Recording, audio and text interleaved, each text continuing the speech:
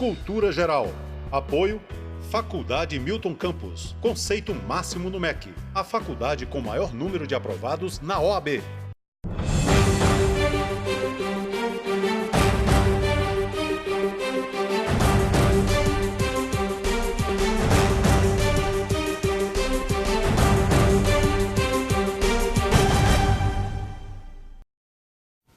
Olá, tudo bem? Sejam todos muito bem-vindos aqui ao Cultura Geral. Hoje a gente vai fazer aqui um mini debate, vamos dizer assim, sobre o processo democrático que a gente tem vivido. Vai falar um pouquinho também da entrevista do Ciro. Eu acho que a gente precisa fazer também, a gente precisa dar uma pincelada naquela entrevista. Eu acho que a gente precisa fazer todas essas contextualizações aqui no Cultura. E nada melhor do que o Felipe, que esteve lá junto comigo. Nós fizemos a entrevista já com o Ciro, no hotel, né, naquele dia. E é muito importante a gente tratar desses assuntos. Eu acho que a gente está vivendo assim, uma pauta para cada dia, uma pauta bomba para cada dia, né? Se a gente fosse imaginar que a gente teria tanto assunto assim, a gente montaria até um Cultura Geral de hora em hora, né? Como a Band, né? De 20 em 20 minutos tudo pode mudar, né? Mas eu acho que está valendo o debate, está valendo a conversa, e a gente não pode deixar esse espaço morrer, esse espaço de discussão que é o Cultura Geral. Felipe, seja bem-vindo mais uma vez. Assim, tratar desses assuntos, né, e imaginando que a democracia ela corre determinados riscos, mas também pode significar um estado terapêutico, é salutar, discutir e tentar achar um caminho, né? Com certeza. Primeiro, boa tarde, boa noite, bom dia, que a gente sabe que hoje a Cultura Geral é multiplataformas, né? Você pode ver em qualquer lugar hoje, né? Antes de mais nada, né, agradecer principalmente pelo convite, né, por participar da entrevista com o Ciro Gomes, né? Não é todo dia que a gente pode perguntar para um presidenciável, né? Talvez a gente não sabe o projeto político dele para o futuro, né? Uhum. Mas foi um debate, sem sombra de dúvidas, muito interessante. Eu acho que principalmente aqui para a comunidade de Nova Lima, né, e para outras pessoas que nos assistem, para tentar compreender e aprender, às vezes, e discutir política de uma forma menos virulenta. Uhum. Né? Porque a gente está hoje num processo tão grande de uma palavra que a gente vê muito, que é a polarização, né? E que às vezes a gente simplesmente debater e tentar entender e compreender como é que se opera o fenômeno político, a gente não tem espaço nem tempo para conseguir fazer isso. Né? Uhum. Então é uma oportunidade ótima. E aí você me falou, fez uma provocação, né? Mas colocou uma palavra que é interessante, né? E a nossa democracia? O que está acontecendo com ela? Uhum. Né? E isso não é uma conversa apenas eu e você. Isso não é algo novo, assim. É recente, mas não é algo que a gente está produzindo agora, né? Existe um fenômeno mundial, né, de toda a academia de repensar. Olha, será que a gente está vivendo um fim da democracia? Né? Será que a democracia está chegando ao seu fim? Ou será que isso é como um antigo presidente nosso já disse, uma marolinha, uhum, né? E que eventualmente vai passar, as instituições elas vão voltar e a confiança na democracia ela vai se reestabelecer. Não é uma conversa fácil, né? Não é um debate simples de ser feito, né? E vamos tentar fazer isso aqui para ver se a gente consegue chegar a algumas conclusões ou alguns debates, né? Felipe, nossa democracia está morrendo? É uma boa pergunta. Já para começar com a resposta. A resposta eu não sei. Uhum. A gente nunca vai ter certeza disso. A única coisa que a gente pode analisar é que uma eventual forma de como é que a nossa democracia está morrendo é diferente hoje do que a gente tinha no passado. Né? Então tem uma série de autores, alguns livros que a gente até trouxe aqui no programa, né? Como democracia chega ao fim, decadência constitucional do Balkan também, como as democracias morrem. Certo? Todos esses livros eles tentam abordar a temática. Será que a democracia está morrendo? Né? A análise é basicamente o seguinte, né? Vamos imaginar, por exemplo, principalmente nos golpes militares que a gente teve na América Latina. Como é que a maioria desses golpes se deu? Você pegava um cabo, um soldado, uhum, né? Você fechava os meios de comunicação, dissolvia o Congresso e anunciava para o mundo inteiro, isso é um golpe. O governo mudou. Né? Atualmente, as formas de uma deteriorização democrática elas não são feitas num único golpe, né? Numa única porrada que a democracia toma e de repente você consegue até historicamente saber que até tal dia o país vivia numa democracia e a partir dali você não vivia mais. esses golpes, né, se a gente pode usar essa palavra, eles estão se operando de formas muito mais sutis. Seria que falavam em 2009 do golpe híbrido? Ele vem por várias frentes? Mais ou menos isso. É como se fosse uma questão assim, você tem... O Estado opera da forma regular. Você ainda tem eleições, você ainda tem um sistema de justiça, você ainda tem um Congresso, você tem uma certa liberdade de imprensa, né? Que são 4 instituições essenciais para qualquer democracia, para que ela possa viver. A questão é, o Congresso, por exemplo, ele já não funciona necessariamente com tanta liberdade. Aqueles que ganham, eles ganham ou porque o sistema os auxilia a ganhar, ou porque, consequentemente, o governo tem uma força tão grande que você não consegue criar novas forças de oposição. O sistema de justiça, muitas vezes, ele reflete mais o posicionamento do governo ou o posicionamento de uma ala, digamos, golpista, do que necessariamente como se fosse uma instituição autônoma, né? Uhum. As eleições, elas, apesar de acontecerem, você não tem a mesma paridade de armas dos mesmos oponentes. Isso tudo são coisas sutis que a gente vai fazendo, vai minando, vai retirando da democracia, e que na hora que a gente acorda, a gente descobre que a gente não está mais numa democracia, a gente está numa autocracia. Uhum. Né? A autocracia é o quê? É o autocrata. Né? Uhum. É como se fosse um pequeno ditador, uma pessoa que se utiliza dos instrumentos institucionais para fazer valer a sua vontade ou do seu grupo. Né? Então, isso valeria, só para a gente ter um recorte aí, Hungria e Venezuela está mais ou menos nessa mesma? Sim, tem um livro muito interessante do Como as Democracias Morrem, né? E que os exemplos são, já teve o Peru do Fujimori, Venezuela antes com Chávez e agora com Maduro, a Hungria já representando uma extrema-direita, junto com a Turquia também, com Erdogan. Todos esses líderes autocráticos, eles chegaram no poder através das eleições. Eleições, claro, que às vezes você pode questionar se elas foram 100% íntegras, mas de alguma forma ou de outra legítimas. Você teve oposição, você teve debate, você teve urna, você não teve uma manipulação, uma fraude dos votos. Isso não aconteceu. Só que no momento que esses líderes chegaram no poder, eles começaram a minar as próprias instituições. Então, por exemplo, começaram a tratar a imprensa que criticava eles e tratavam a imprensa, às vezes, com desrespeito, falando que a imprensa era criminosa, às vezes criando um complô internacional, falando que a imprensa estava sendo vendida para um grupo estrangeiro ou para um adversário político. O sistema de justiça, eles começaram a indicar cada vez mais membros do Poder Judiciário que eram mais favoráveis a eles, né, a sua narrativa política. E na hora que o Poder Judiciário fazia o controle daqueles atos, ele não tinha a mesma autonomia e liberdade que você fazia numa democracia, digamos, plena.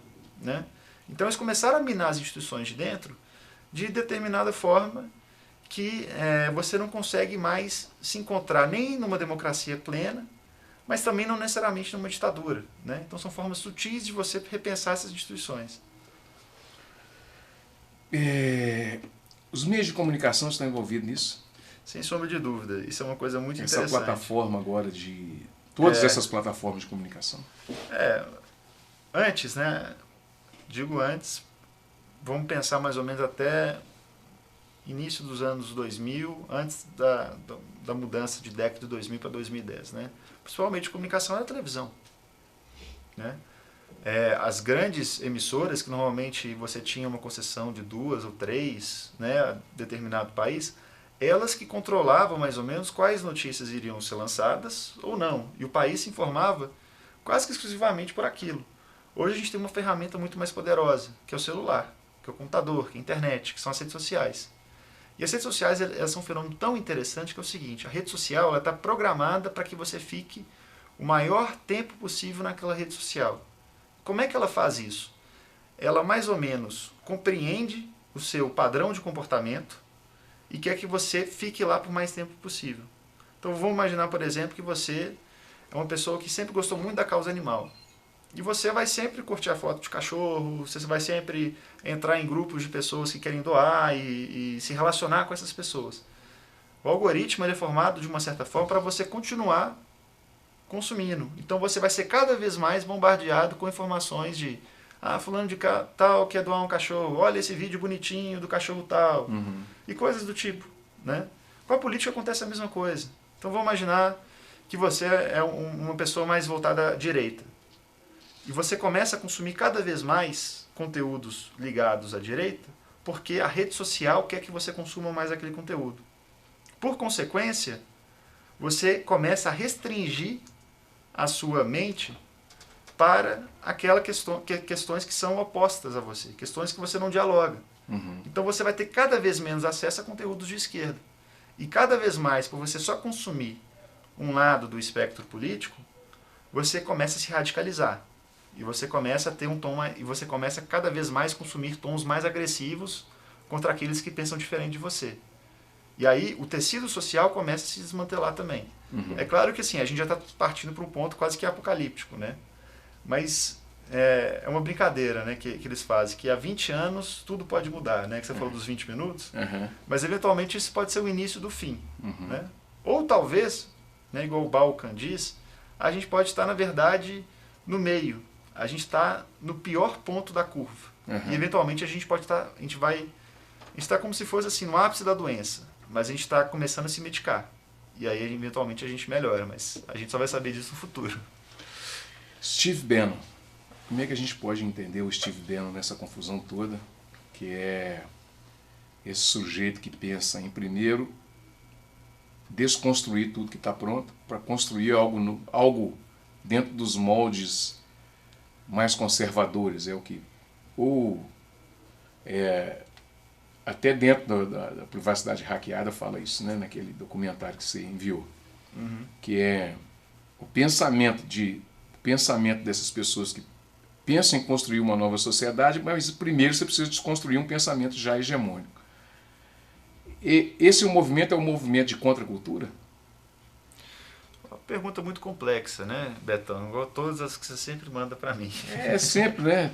A gente tem que sempre deixar... Mas eu acho que o diálogo parte daí, sabe? Claro. Eu acho que a gente pensar tudo isso faz parte, né?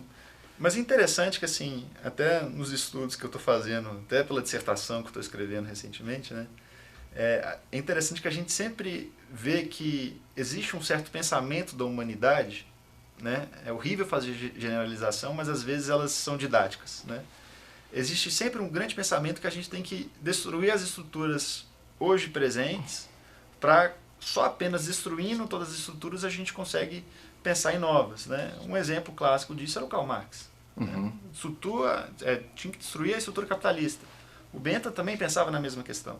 E hoje a gente tem uma certa forma de tentativa de destruição de algumas estruturas já pensadas pela tecnologia, né, pelas novas formas de interação e pelos novos meios de comunicação.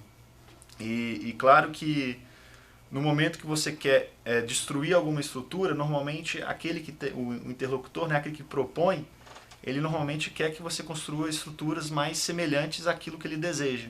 Né? Então, esses dois ataques normalmente eles vêm de flancos, digamos assim, que compreendem que o seu espectro político não está abarcado nesse espaço. Né? Então, por isso, se a gente pega uma extrema esquerda, eles falam assim, a gente tem que destruir a estrutura capitalista. Se a gente pega uma extrema direita, a gente tem que destruir a estrutura globalista. Né? A gente pega um inimigo, quer destruir aquele inimigo e depois criar algo novo que seja contra aquela cultura. Né? Então, de fato, você tem uma pressão contra o que já é hegemônico, o que foi construído pela sociedade até agora, partindo normalmente de polos, digamos, um pouco mais opostos, né? Polos radicais. E a gente tem que lembrar que essa estrutura hegemônica, né, apesar de muitas pessoas entenderem que isso é fruto, digamos, de forças ocultas, que pode até ser também, mas que a maioria delas é construída por nós, sociedade como um todo. Aquelas pessoas que encontram mais ou menos o equilíbrio, no meio termo daquilo tudo. Então a cultura é construída por todos nós, pela ação humana, e às vezes você querer destruir aquela cultura, você pode trazer mais problemas do que soluções. Né? Bom, deixa eu fazer um intervalo, tomar uma aguinha, daqui a pouquinho a gente volta com mais Cultura Geral, não saia daí.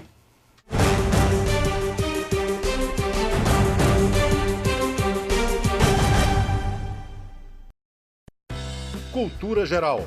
Apoio Faculdade Milton Campos. Conceito máximo no MEC. A faculdade com maior número de aprovados na OAB.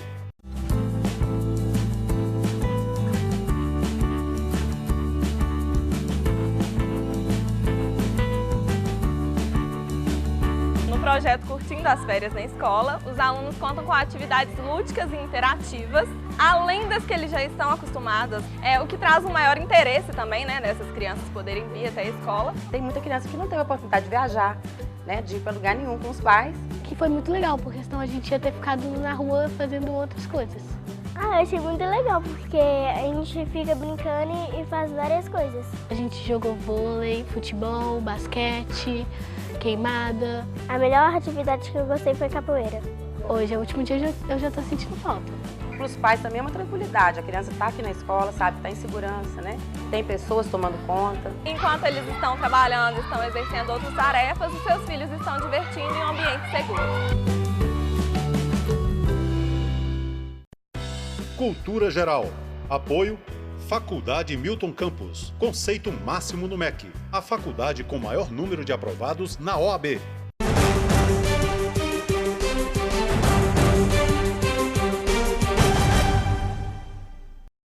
Bom, de volta com Cultura Geral, vindo um pouco mais para a realidade agora, né? Realidade de fato, né? Realidade dos fatos. O Felipe, nós fizemos aquele bate-papo com o Ciro, eu acho que foi acho que foi uma das grandes entrevistas do Ciro, assim. Modéstia à parte, foi muito bem feita pela gente. E tem uma parte da entrevista que é sobre eu acredito. Como é que você enxergou? Eu acho que toda crítica faz a gente pensar mais naquilo que a gente está envolvido nela. E você, como está envolvido nisso, assim, de corpo e alma, pensando nisso tudo, como é que você viu, não a posição dele, mas eu gosto muito de utilizar aquela coisa de puxar a lupa, né? Primeiro você se vê dentro da discussão, depois você puxa a lupa e se vê fora da discussão com aquela opinião, né? Independente de ser o Ciro, poderia ser o Lula, poderia ser qualquer outra pessoa, mas como é que você enxergou a opinião com relação ao movimento naquele? Vamos lá, Betão. É sempre interessante a gente ter esse tipo de diálogo mesmo, né? É claro que o nosso papel aqui, principalmente para apresentar opiniões para a população de Nova Lima, não é necessariamente falar que existe o certo ou o errado, mas é tentar trazer...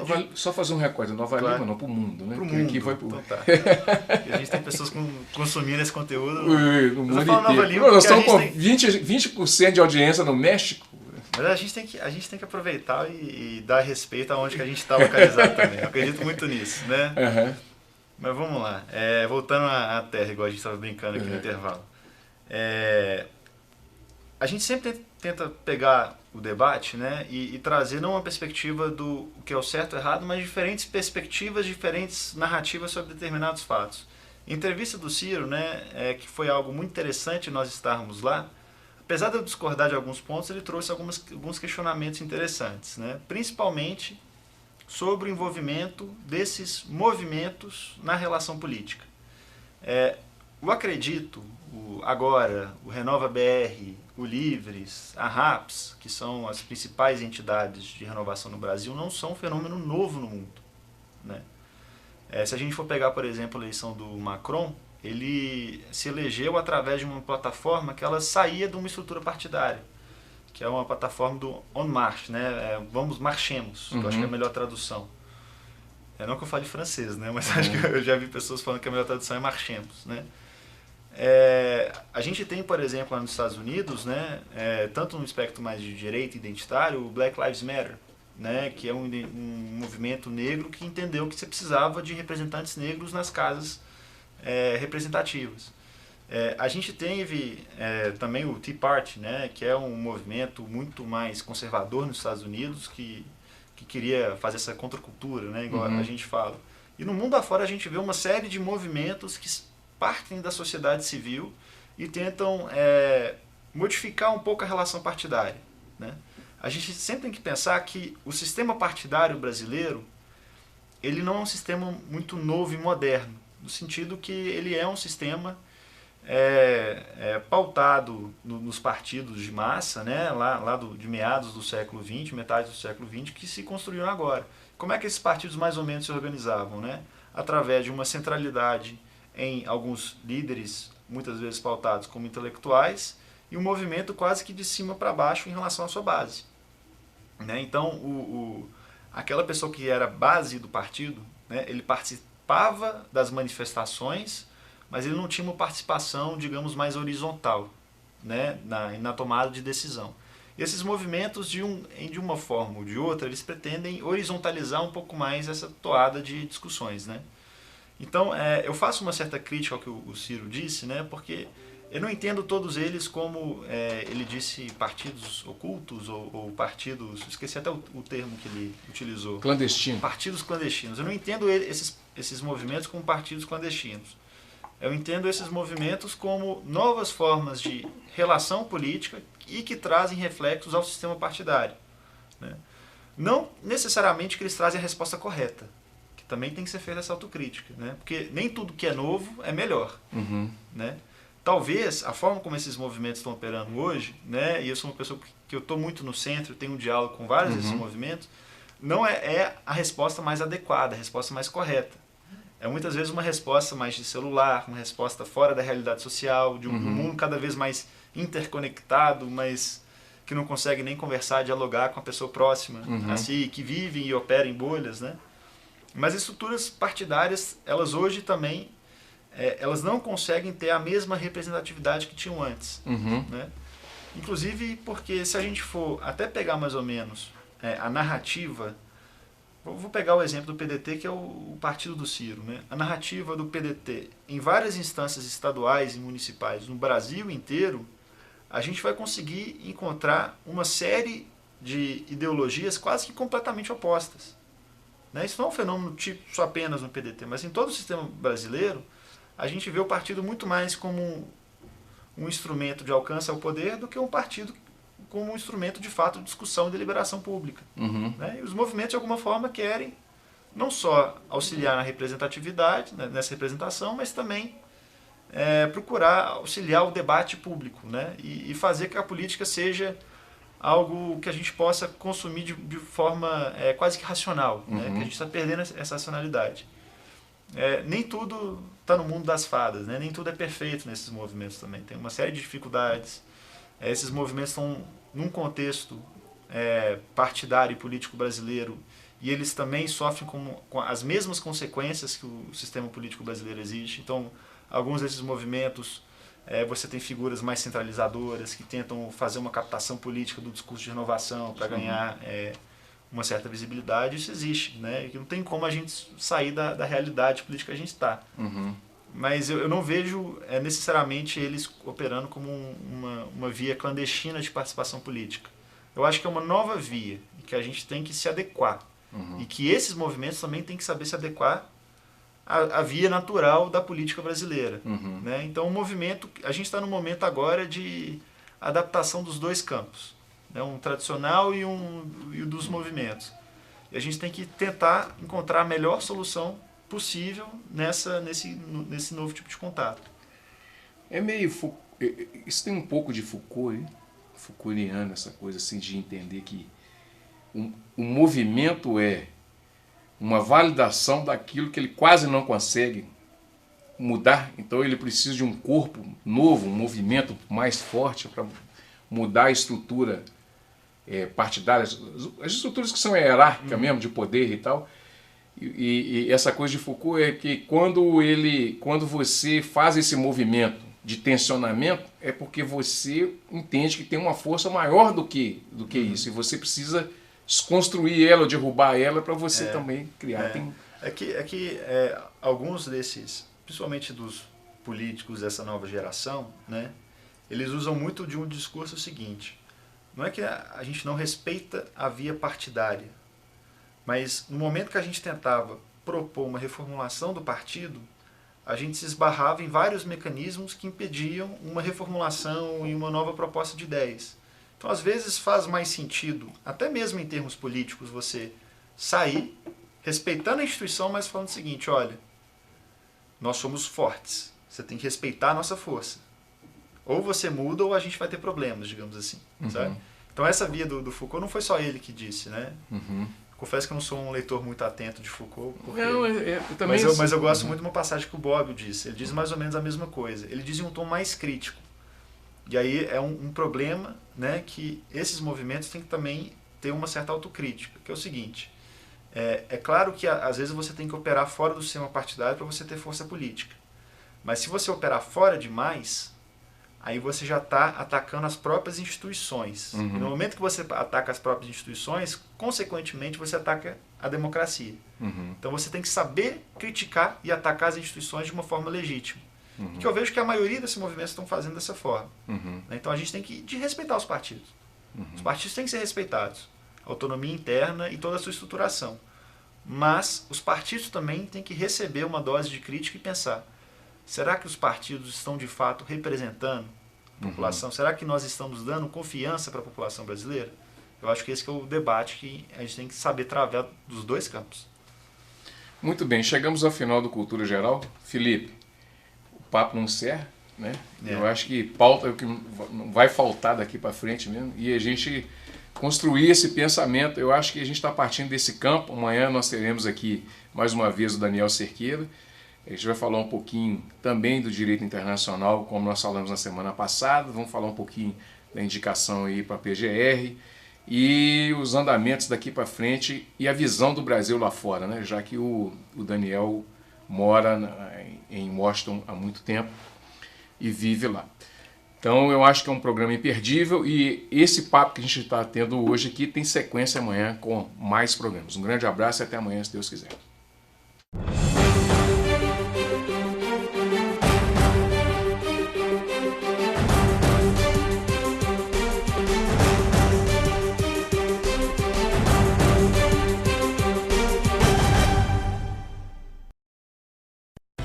Cultura Geral. Apoio Faculdade Milton Campos. Conceito máximo no MEC. A faculdade com maior número de aprovados na OAB.